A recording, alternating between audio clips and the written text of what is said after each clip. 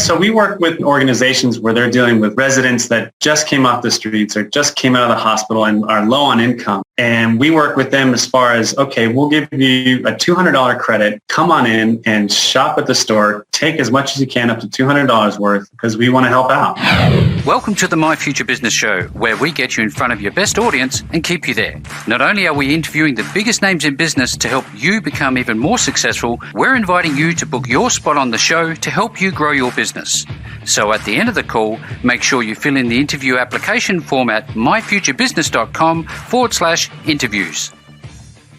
Hello and welcome back to the My Future Business Show. It's Reid Husmer here. I am your host. I have a big smile on my face today because I just think about the caliber of individuals that I have the opportunity to spend time with on the show, and also reading through all of your feedback. It's wonderful. It's warm. It's supportive. It also just inspires me so much to bring you great guests, and today's guest is no different. I'm on the line with the wonderful Reid Husmer. Welcome to the show, Reid.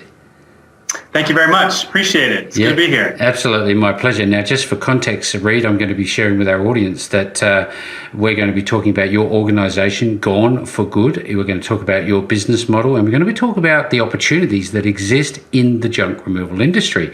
It doesn't sound like something that a lot of people would know much about. Wonder if we can talk about that in some depth in a moment. But I guess it's customary for us, Reid, to spend a few moments just learning a little bit about yourself and, you know, what led you up to getting involved in this industry. So where's home for you? Home is actually Denver, Colorado. Fantastic. Been there all your life? No, I was born and raised in Albuquerque, New Mexico, and moved to Denver, Colorado to go to the University of Denver. Graduated from the college with an international business degree with a minor in Spanish, and didn't want to go back to Albuquerque and fell in love with Denver. Well, look, I know there's obviously some wonderful people there because I've been just perusing your website, and I've seen some very smiling faces there of the team that works with you there. And I'd love to learn a little bit about, the model, the franchise model behind Gone for Good, because it is a wonderful cause and it must be very difficult given the nature of the world that we live in. But before we do jump into that, Reid, when you were young, do you have any fond memories of growing up and maybe your first entrepreneurial experience? Can you recall anything? Well, I always looked up to my dad, and he was an entrepreneur himself. He was in the paper industry. He sells paper that you would get your business cards, envelopes, all of that. Mm-hmm. And then partnered up with my uncle where they do the toilet paper, paper towels, the hotel industry, everything with that. So I was always looking forward to be my own boss, I guess, down the road. Yep. And I started that early on with mowing lawns. I was 12 years old and started mowing lawns and made great money. I loved it. I loved doing it. Yeah, and it doesn't leave you, does it? You get that entrepreneurial itch and you don't realize it at the time as a child or as a young man that, hey, look, there's something inside of me that's very special. And I'd love to talk more about that in a moment. But when You talked about your father. I often talk about those who have given direction and mentorship. Would he have been the only person in your life that's crafted you and honed you to be the person you are today? I would say actually my father, and then on my mom's side, grandfather that was a big entrepreneur himself with the last name of Halligan. They were the manufacturers of a CB radio called Hallicrafters, which have always inspired me to continue on when times were tough. And he would always tell me, times are going to get tough, but move on. And as being an entrepreneur, there's always been great consultants. I've dealt with Rick Grossman of the Franchise Bible, has taught me many things. Of course, yes. Very well known. Yeah, all over the place. It's been a great. Always keep my ears open. Yeah. From others has been fantastic. Well, thank you for sharing. I do appreciate it, and I wonder what your thoughts are on ongoing education, because we have a lot of startup entrepreneurs and those who are about to walk the path that you've spent the last 12 or so years walking with Gone for Good. So it's not exactly an overnight success. What do you say to people about education? Education is key. When you first get into it, you think it's just going to take off. You think you have a great idea, and you do have a great idea, but it's getting the word out there, and reaching out to people is key to success and networking as much as you can. I even started going door to door in my neighborhood just to let people know that I was starting a business. So it's tough, but you get through it. And that tells me a lot about your drive. And I think having that motivation and having a vision and I guess a dream for you, was that important? Very important. It was very, when we first started it, I put all into it. I lived out of the warehouse for a while, did all sorts of stuff, and was just doing everything I could to get this business going because I felt it was a great cause. And being, I guess, an entrepreneur and owning your own company, you just put all your sweat and tears into it. Oh, yeah, of course. Now, given that, time has passed, hopefully things have settled a little bit more and you've got a little more time available to you. I'd love to learn a little bit about, I guess, your hobbies and things like that. Do you enjoy sports? What's your thing when you have a bit of free time? When I have a bit of free time, it is golf. I love to play golf. I used to do a lot of skiing. Water skiing or snow skiing? Oh, snow skiing, yes, right. Up in the Rocky Mountains. Fantastic. Now tell me, are you any good at golf? I'm not. Well, I'll definitely play against you then because I'm pretty much the same way. Good. We'll have a good time. Absolutely, we're sure and certain. Now, what was the genesis for Gone for Good? Because it is a fascinating topic, and I've spent a lot of time perusing on this one because I was very interested. It's interesting how I was reading books, getting the education on starting a business, and around that time was about kind of the recycle movement. It was starting to pick up. And I started out looking at my basement going, I have so much stuff in my basement. What do I do with all of it? And from that, the project started of getting rid of stuff and finding a second home. Because there's so many ways to call, whether you're calling a charity, electronic recycling place, but it was getting involved of hiring someone to get out of your house. There wasn't really a one-stop solution. Yeah. And that's where Gone for Good was created. Yeah, thank you. In all of this, we have an audience who are hungry for knowledge and guidance, essentially. And I wonder, you've had to take some pretty significant chances and expose yourself to risks of various natures. What do you say about that when people are, I guess, fearful of taking a chance and concerned about failure, for example? That's the difficult part. You have friends and family that tell you this is not the right thing. Go back to your normal job. Go back to getting paid well. I was in the hardware and software industry selling little discs, making lots of money. And I go, you're going to have a family. You got to support them. But you really, honestly, if you feel that you have the right idea and the right business and you really care about it, it's going to work out for you. Even with the tough times, the phone's not ringing, eventually it will, because you're trying that hard. You're giving it 24/7. 12 years later, things must have gone fairly well for you. I wonder, what are the opportunities that are in your industry that other people could find? I'm sorry, what are the opportunities in terms of getting involved with a business like yours? Are there franchise opportunities? Can anybody get involved in your business? Yeah, we started franchising about 3 years ago. We currently have one in Aurora, and we have one in Seattle. Just came back from Seattle. What a beautiful city that is. And we're starting to sell franchises. We're getting more on the technology of how to train and do all that, and it's an exciting adventure, I would tell you that. Because the systems are obviously very important. Have you had to develop your own systems before rolling out a franchise model?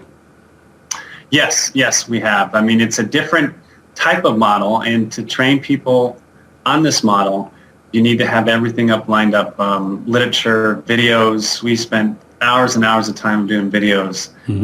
It's the combination of junk removal and a thrift store. So it's not just your typical junk removal company. No, because I've been reading through your literature and it's fascinating. And I'd love if you could share the difference between Gone for Good and a typical, I guess, junk removalist, what they would do versus what you would do. Would you mind sharing? I don't mind at all. So The main difference is that we have a box truck. It's a 16-foot box truck. You see a lot of junk removal companies that have more of the dumpster trucks. And with the box truck, you're actually moving the items from the house into a warehouse, which is the thrift store, and where you sort out stuff and you either resell it or recycle it or work with several charities to find that stuff a second home. So a lot of the other junk removal companies, they may recycle, they may donate, but they're not really taking it back to the warehouse. Yeah, absolutely. Now, do you find any, barriers to success in different jurisdictions, different locations, and what are your plans to, work around those things? Not really. When we first started, we were working with, trying to get leads, and it's so competitive with trying to just get a sofa or stuff like that. And we found our niche is mostly in the estate cleanouts, as that's where our jobs are at, and not dealing with doing the small pickups. Got it. Yeah. I wonder, there's, at least where I'm living, there's somewhat of a society who love going thrift shopping. Well, do you see people doing that a lot? We do. We thought we'd see a decline during the pandemic, and we did not. I mean, we put our masks on, put our gloves on, and people are still coming in. It's funny, if you ever have time and you're in the Denver area, it's the most unorganized thrift store around, but people actually love it. They love it. Yeah, well, I love the grassroots approach, and disorganization is sometimes very attractive. That's for sure and certain. I love it when I go and have a look at a thrift store for sure. And do you have any plans on opening other stores, or just the one at the moment? We do. We currently open up one in North Colorado. We'd love to get more into Colorado Springs and expanding the corporate, but we're always welcoming people that are looking into the franchise. It really is a model for a person to own the business and be involved in it, and to make it grow. I'm always interested in you, and I think to myself, what is some of the absolute treasure that you have stumbled across along the way? And it's interesting. We'll have a good story probably about every year. And it always happens around the end of the year when it saves and helps when we become slow on our hauling side and we depend more on our thrift side. And just one time it was just absolutely crazy. We were in a basement and there was a folded up box. To make a long story short, the box had the uniform, or I would say the outfit for the singer Prince. Oh, wow. And that outfit alone sold for $12,000. No way. Yeah. That is amazing.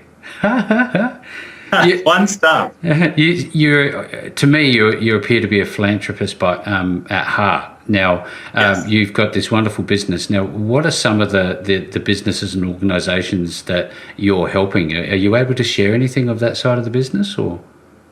Oh, of course. So we work with several charities, the veterans, the Coalition for the Homeless, many organizations where they're dealing with their clients or their residents that just came off the streets or just came out of the hospital and are low on income. And we work with them as far as, okay, we'll give you a $200 credit. Come on in and shop at the store. Take as much as you can, up to $200 worth. Yep. And it's all yours because we want to help out.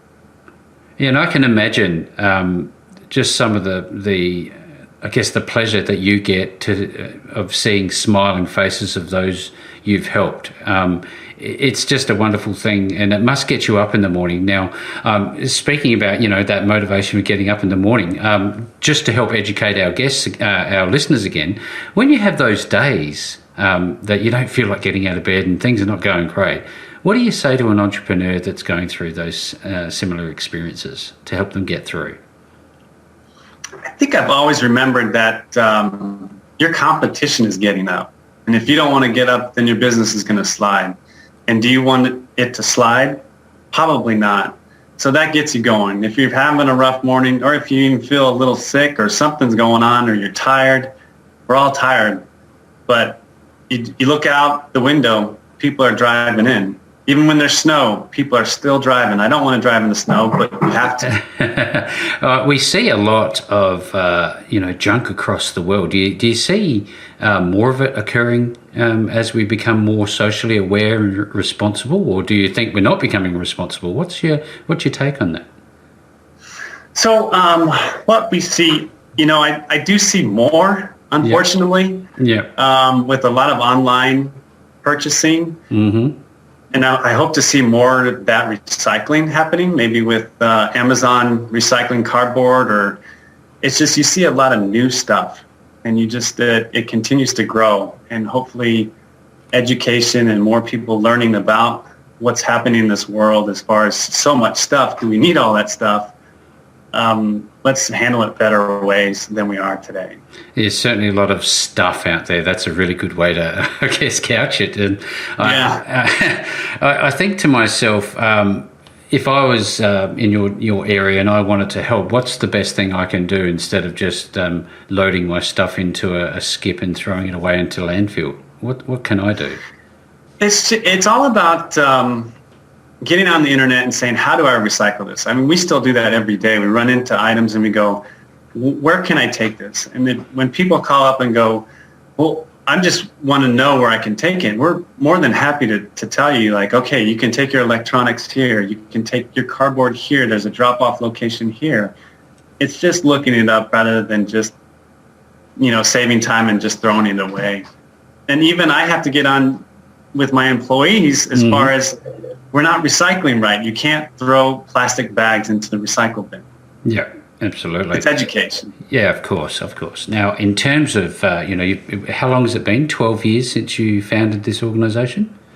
Yes. And, we often talk about overnight successes, and certainly 12 years is a bit of a journey. What can you say that's changed for your business from the moment that you opened to where you are today? What's changed? Anything? A lot of it has changed. It kind of, we really didn't know at the beginning where we were going with it, as we thought it would be spring cleaning.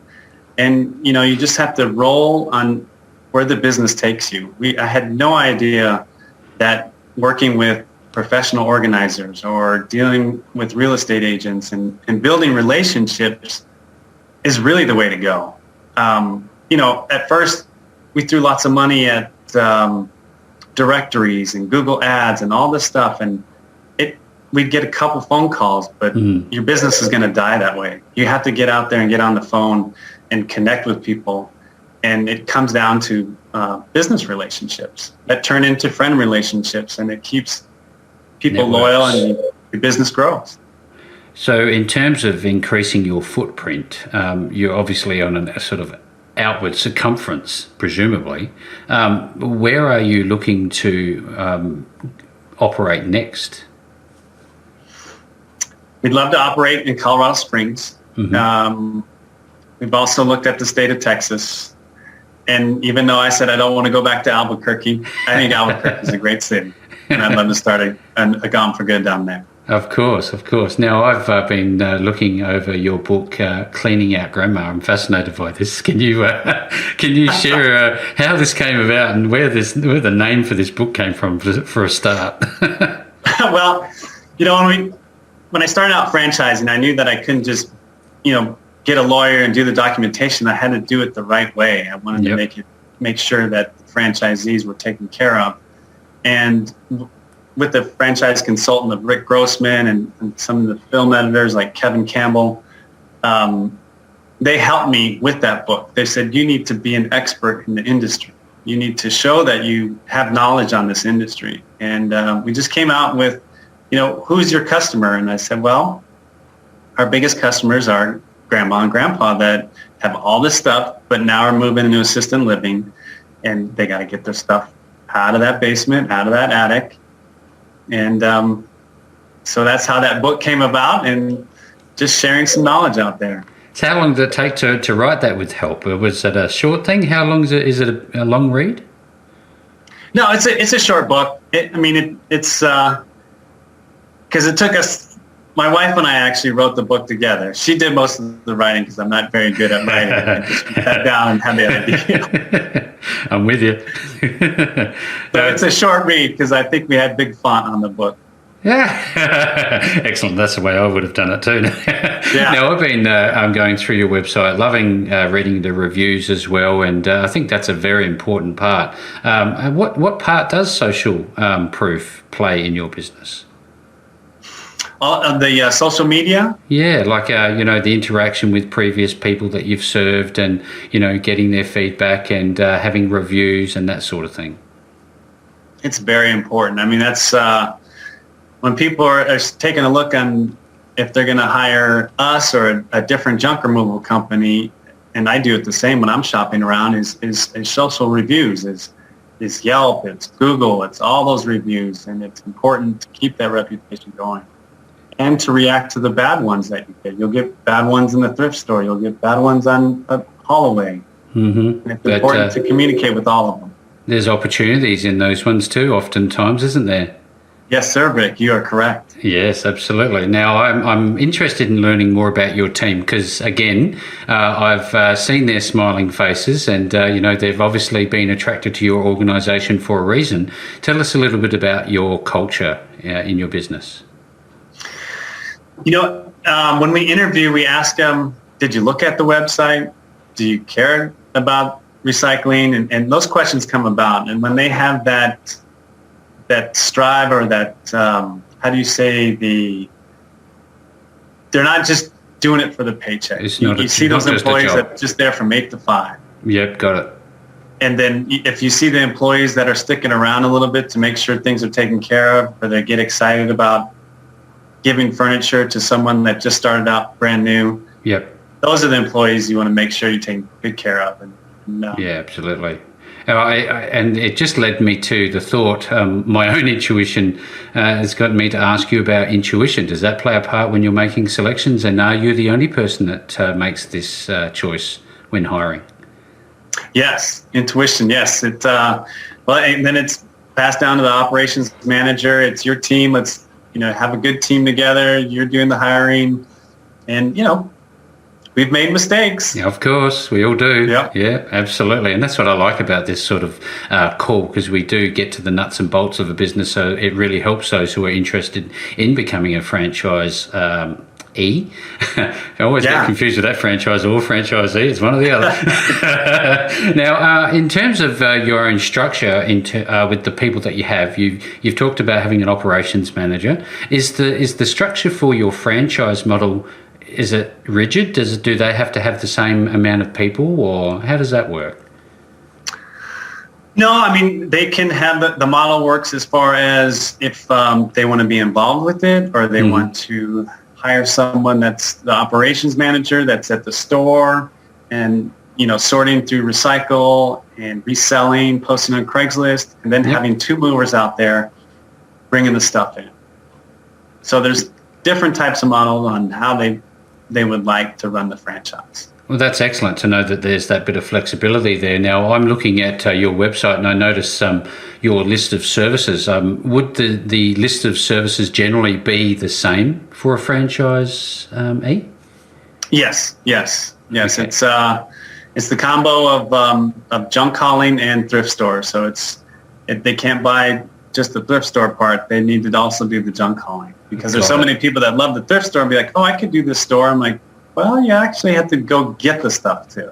Yeah, well, let's talk a little bit about that, if you don't mind, Reid, sure. Because I'm thinking I know a little bit about it, but there's obviously more than just pickup. There's the store itself.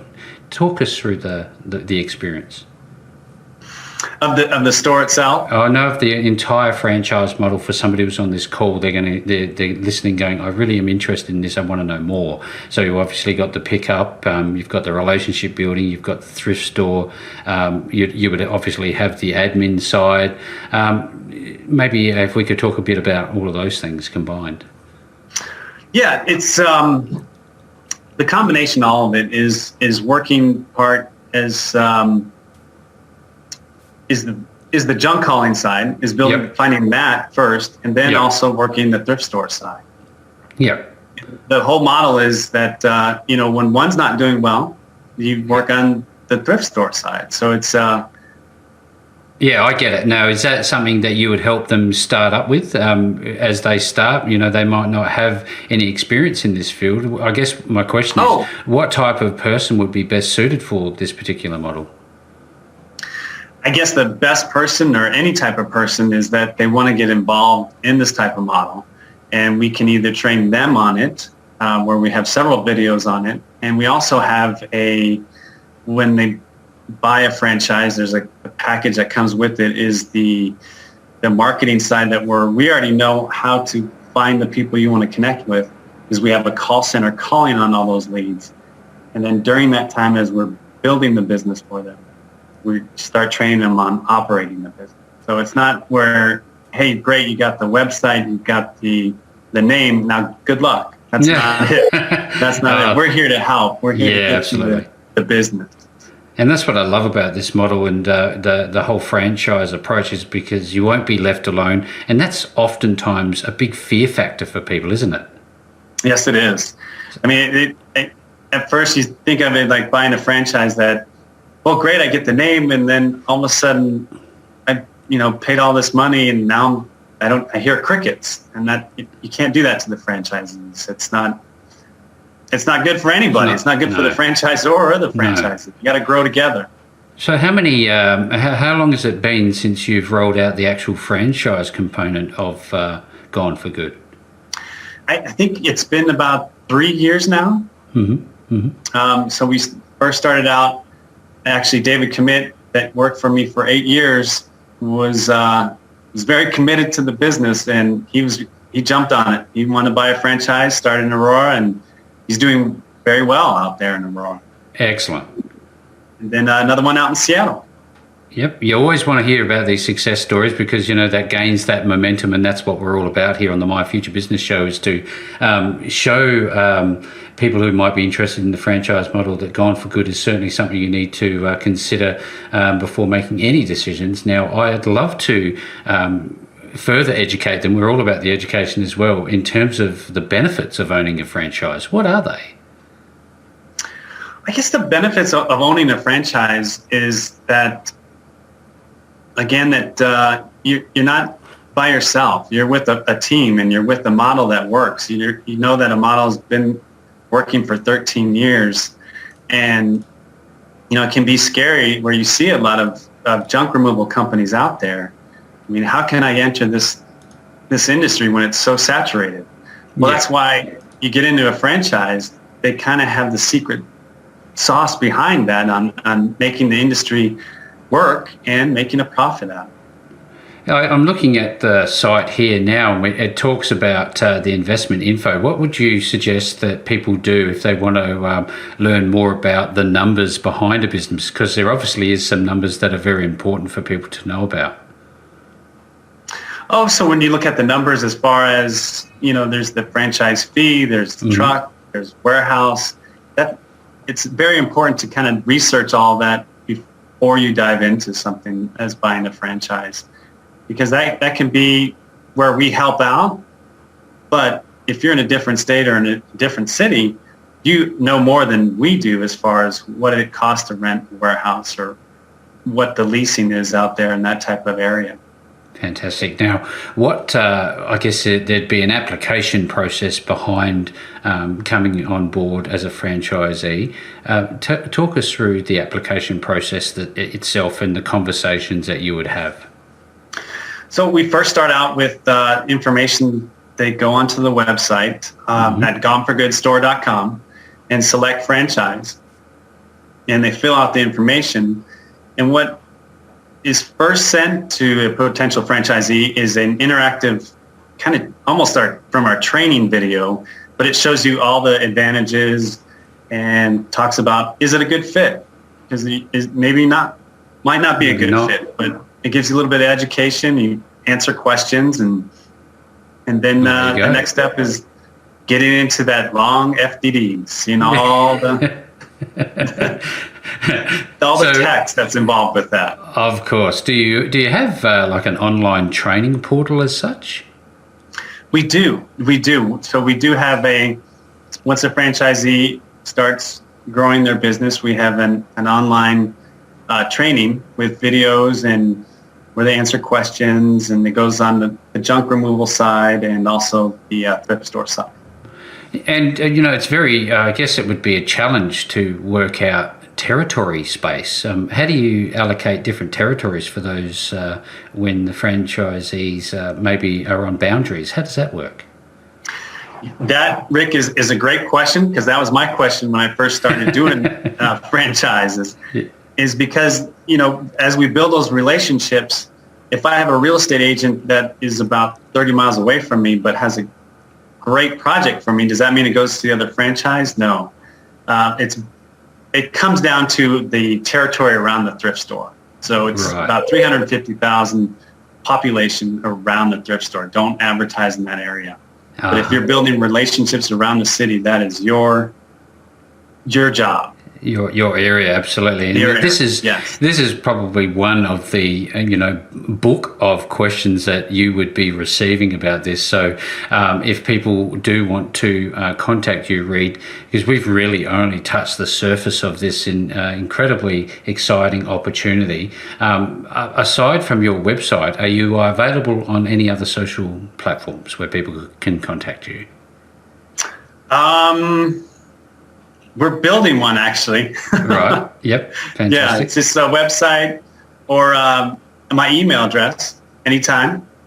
We collect, it's an easy one. I'll just do it, the info@goneforgoodstore.com. It's an easy one to write. I like the easy ones to remember. So if you're on this call today and you're interested in Gone for Good Store, becoming a franchisee, and you want to learn more, because there certainly will be a lot of questions that you would like to get answered, make sure you do your due diligence. It's hard to say that before you jump in and sign on the dotted line, because at the end of the day, you need to make sure this is right for you. And I know that Reid and his team will do the right thing by you. And again, that website is goneforgoodstore.com. And with all that being said, Reid, thank you so very much for joining me on the My Future Business Show today.